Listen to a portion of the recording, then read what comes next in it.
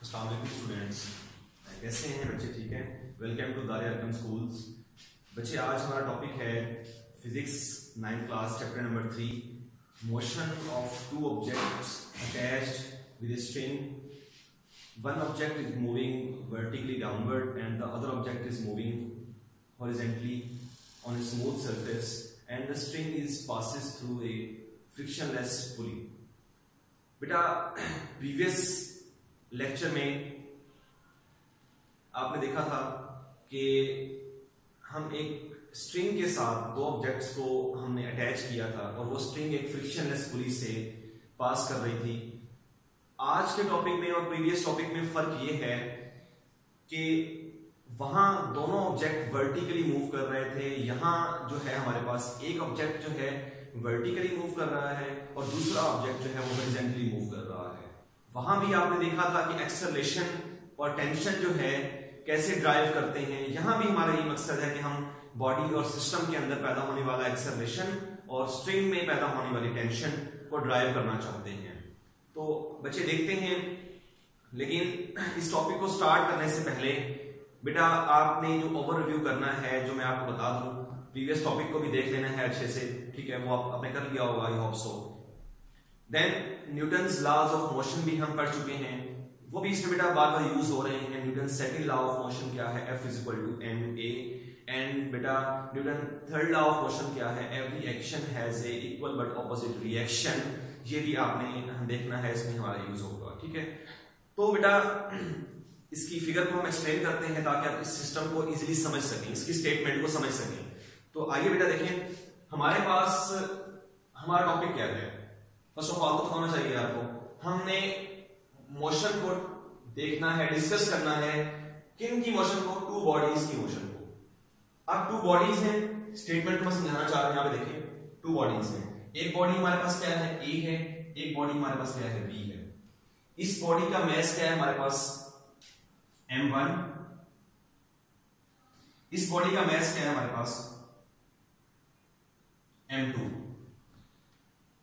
और ये दोनों बॉडीज जो हैं m1 और m2 जो मास रखते हैं, किसके साथ अटैच हैं? आप देख सकते हैं एक स्ट्रिंग के साथ अटैच है, ठीक है? Ends of a string. और वो जो स्ट्रिंग है वो कहां से पास कर रही है? एक पुली से पास कर रही है, that is the pulley.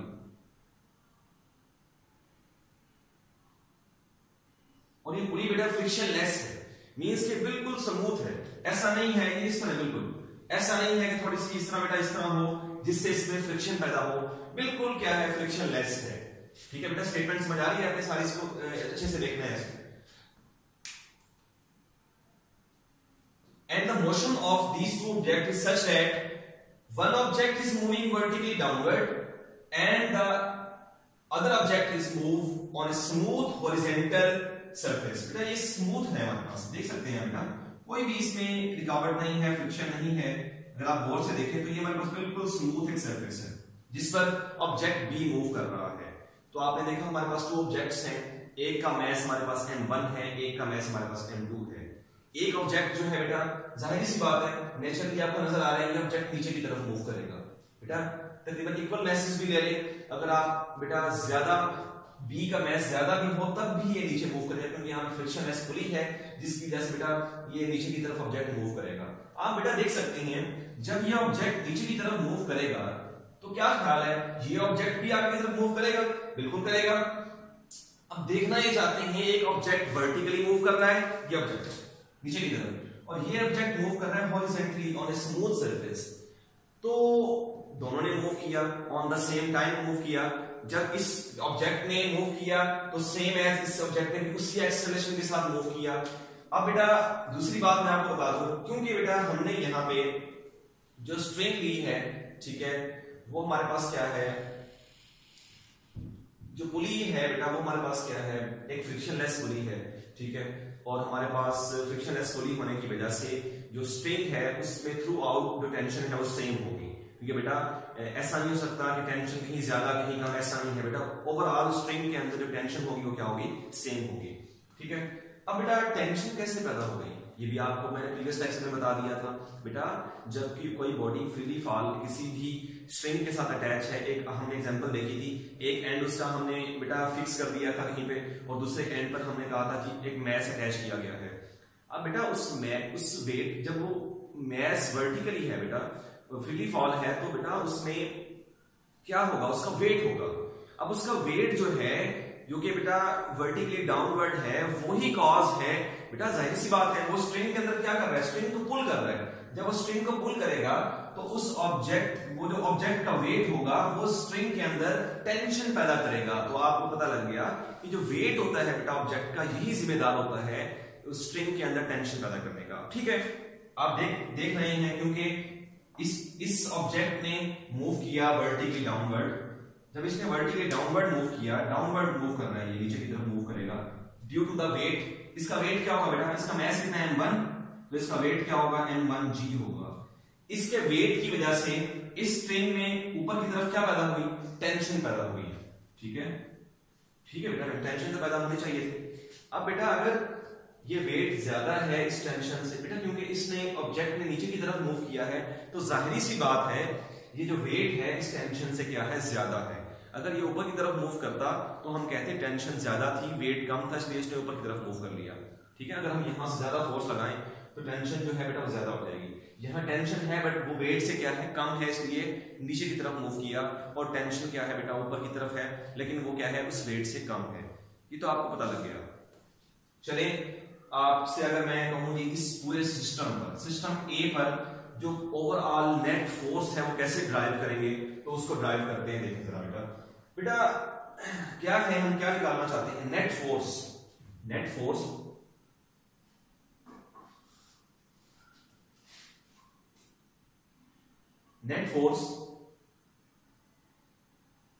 Acting on a body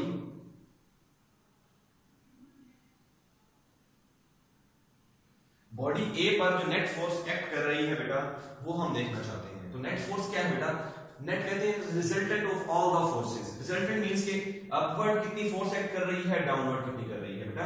अगर डाउनवर्ड फोर्स देखें तो वो कितना है बेटा, ये फोर्स है, that is the weight, weight is a force. तो ये m1g है, कितना है बेटा हमारे पास, m1g। और बेटा आप जानते हैं अगर वेट नीचे की तरफ है, टेंशन ऊपर की तरफ है, तो उसकी डायरेक्शन क्या होगी, रिवर्स हो गई है, उसके क्या है, उसके उलट है। तो क्या आएगा, टेंशन में क्या आएगा, -t। टेंशन क्या आएगा हमारे पास, -t। That is the net force acting on object A। Object A पर जो नेट फोर्स एक्ट कर रही है बेटा, वो हमारे पास क्या है, ये है।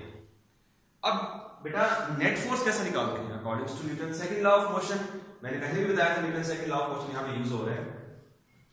नेट फोर्स कितनी होगी हमारे पास, जो ऑब्जेक्ट A पर लग रही है वो होगी बेटा उसका जिस एक्सेलरेशन से उसने मूव किया। जाहिर सी बात है बेटा, जब मैंने आपको कहा जी इस ऑब्जेक्ट ने नीचे की तरफ मूव किया है तो किसी एक्सेलरेशन के साथ मूव किया होगा, और इसका मास कितना है, m1 है। तो बेटा इसकी नेट फोर्स जो होगी वो क्या होगी, according to F is equal to ma। बेटा इसकी जो नेट फोर्स है वो क्या होगी, m1a होगी। क्या होगी, m1a। तो आप लिख सकते हैं इस सारे रिलेशन की जगह पे क्या आ जाएगा बेटा, हम जानते हैं, निकाल लेते हैं यहाँ पे, F is equal to ma। Mass कितना है, m1, और एक्सेलरेशन कितना है, a आ गया। तो बेटा हमारे पास नेट फोर्स कितनी आ जाएगी, that is net force, that is the net force. इसको हम इस तरह कर दें, कवर कर दें। ठीक है, तो नेट फोर्स कितनी आ जाएगी हमारे पास, m1a इज इक्वल टू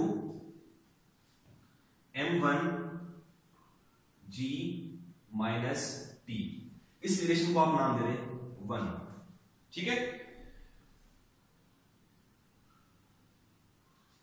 बेटा, सिस्टम 1 में जितनी फोर्सेस एक्ट कर रही थी, नेट फोर्सेस, वो हमने निकाल ली। वो इक्वेशन नंबर 1 हमारे पास गिवन है। चले बेटा चलते हैं अब ऑब्जेक्ट बी की तरफ। देखें जरा इस ऑब्जेक्ट को। अब ये जो ऑब्जेक्ट बी है, इस पर दो तरह की फोर्सेस एक्ट कर रही हैं।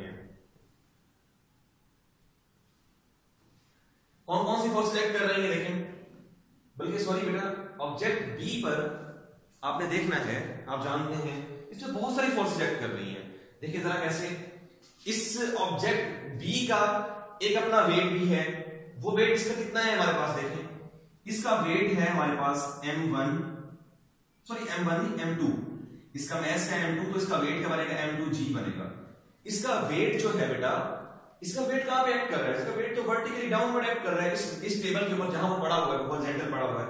तो बेटा इस पर जो फोर्स है, इसका जो वेट है वो तो एक्ट कर रहा है वर्टिकली डाउनवर्ड, ठीक है। अब बेटा कोई भी चीज है अगर वो टेबल पर पड़ी है बेटा, वो due to Newton's third law of motion हमने देखा था कि वो बैलेंस है। बैलेंस कैसे है बेटा? जितना वो एक्शन टेबल पर कर रहा है, टेबल भी उसको बेटा ऑपोजिट उतना रिएक्शन दे रहा है, बट वो ऑपोजिट इन डायरेक्शन है, but equal to the force है, इक्वल टू द एक्शन है। तो बेटा आपको पता है जितना मैस m2 है, जितना इसका वेट इस टेबल पर एक्ट कर रहा है, टेबल भी इस पर उतनी ही रिएक्शन फोर्स लगा रहा है, that is equal to r and its direction is vertically upward. अगर वेट नीचे की तरफ है तो रिएक्शन जो है वो किसकी तरफ होगा? तो अपवर्ड होगा हमारे पास। यू कैन अंडरस्टैंड, क्योंकि आपने ये पढ़ा हुआ है, ठीक है। Newton's third law of motion है every action has a equal but opposite reaction. तो बेटा इसका वेट अगर नीचे की तरफ था तो टेबल की तरफ से इस बॉडी पर एक रिएक्शन था, that is r and that is equal but opposite to the weight of the object b। अब बेटा जब ये बेटा ऑब्जेक्ट जो नीचे की तरफ मूव कर रहा था, तो बेटा जाहिर सी बात है इस पुली, फ्रिक्शनलेस पुली की वजह से इस पर एक पुलिंग फोर्स थी, जिसकी वजह से ये वाला ऑब्जेक्ट b जो है पीछे की तरफ मूव कर रहा है। जाहिर सी बात बेटा फिजिकली नजर भी आता है, नेचुरली ऐसा है कि जब ये नीचे की तरफ जाएगा तो ये ऑब्जेक्ट आगे की तरफ मूव करेगा। और मूव क्यों करेगा? Due to the tension in the string. String में टेंशन की वजह से जो थ्रू आउट द स्ट्रिंग जो है वो क्या है? सेम है टेंशन हर जगह पे, ठीक है। तो ये ऑब्जेक्ट कहां मूव करेगा? आगे की तरफ मूव करेगा। तो आपने देखा यहां इस सिस्टम बी पर, मैं दोबारा यहां बना देता हूं सिस्टम बी सिस्टम की बात कर रहे हैं। बी सिस्टम पर तीन तरह की फोर्सेस हैं। ये कौन सी है? ये स्ट्रिंग, ये क्या है? रिएक्शन फोर्स, और ये क्या है? इसका वेट। इसको समझना है आपको गौर से बच्चे। टेंशन जो है इसको पुल कर रही है, ये पुलिंग कर रही है। क्या कर रही है? इसको पुल कर रही है कि हॉरिजॉन्टली स्मूथ सरफेस पे मूव करे ऑब्जेक्ट। इसका जो वेट है वो वर्टिकली क्या है? डाउनवर्ड है। वेट क्या है? m2g, और ये क्या है? रिएक्शन फोर्स है ड्यू टू द वेट। ये फोर्स एक्ट कर रही है। तो निकाले जरा, कैसे निकालेंगे यहां पे नेट फोर्स, या इस पूरे सिस्टम पर जो नेट फोर्स है कैसे निकालेंगे? बेटा आप जानते हैं every action has a equal but opposite reaction. तो बेटा ये तो दोनों आपस में क्या हो जाएंगे? इक्वल हैं और ऑपोजिट हैं। इक्वल और ऑपोजिट होने का मतलब क्या है? ये प्लस का है, ये भी उतना ही है, लेकिन माइनस का है, तो क्या हो जाएगा? कट हो जाएगा। क्योंकि बेटा हमने एक रिजल्टेंट निकालना है। रिजल्टेंट मींस के नेट फोर्स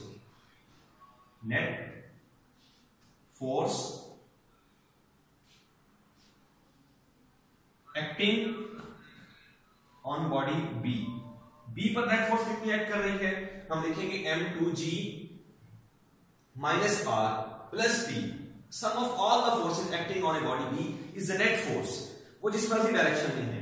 बेटा नेट फोर्स का मतलब होता है कि बॉडी पर वर्टिकली कितनी फोर्स एक्ट कर रही हैं और हॉरिजॉन्टली कितनी फोर्स एक्ट कर रही हैं, उनका सम कर ले तो वो बन जाता है नेट फोर्स। तो यहां पे बेटा एक हॉरिजॉन्टल फोर्स एक्ट कर रही है, टू फोर्सेस जो हैं वो बेटा वर्टिकली एक्ट कर रही हैं, और वो दोनों क्या है बेटा? बैलेंस हो जाती हैं। मींस के बॉडी बेटा ना ही नीचे की तरफ मूव कर रहा है, ना ऊपर की तरफ मूव कर रहा है, वो सिर्फ इस तरफ मूव कर रहा है, क्योंकि ये दोनों फोर्सेस के आपस में ऑपोजिट होने की वजह से और इक्वल होने की वजह से क्या हो गई है? बैलेंस हो गई है। तो बेटा इस ऑब्जेक्ट पर सिर्फ एक ही फोर्स है, वो फोर्स क्या है हमारे पास? टेंशन की फोर्स है। तो देखिए नेट फोर्स कैसे निकालते हैं? इसी फॉर्मूला से निकालें, Newton second law of motion से, F is equal to ma। लेकिन यहां पे इसका मास कितना है? m2 है। तो हमारे पास क्या आ जाएगा? m2a। कितना आ जाएगा हमारे पास? m2a is equal to t। That is equation number 2। बेटा ये हमने सिस्टम ए और सिस्टम बी की इक्वेशंस को ड्राइव कर लिया। अब बेटा हम निकालना चाहते हैं कि एक्सेलरेशन कितना है सिस्टम के अंदर और टेंशन कितनी आई है स्ट्रिंग में, बच्चे वो निकालना हम देखेंगे। इन टू इक्वेशंस को ड्राइव करते हुए हम निकालेंगे। बेटा देखिए इसको हमने इक्वेशन नंबर 1 और 2 को क्या कर देना है? ऐड कर देना है।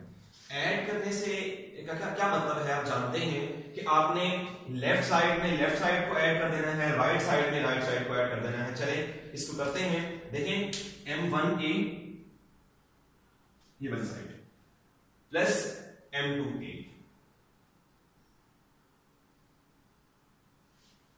ये लिखें M1G minus T, M1G minus T, और ये क्या आ जाएगा प्लस टी, और ये माइनस टी और प्लस टी क्या हो गया, कैंसिल हो गया। तो यहां बच क्या गया, यहां देखिए यहां क्या चीज कॉमन है, एक्सेलरेशन कॉमन है। तो यहां से अगर आप एक्सेलरेशन कॉमन लें तो क्या आ जाएगा, M1 plus M2 is equal to M1G। और फाइनली यहां पे हमारे पास एक्सेलरेशन का रिलेशन ड्राइव हो गया है, क्योंकि हमने इसको निकाल लिया है, सेपरेट कर लिया है।